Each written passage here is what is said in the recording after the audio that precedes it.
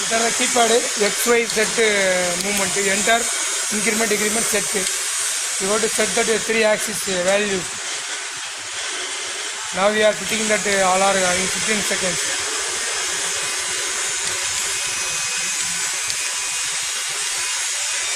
The waiting time is one wood piece is over. Then you got to change the timing between that one. 25 seconds for work piece changing time. All set value is over, then completed. Then you have to press the increment, automatically the axis will be moving.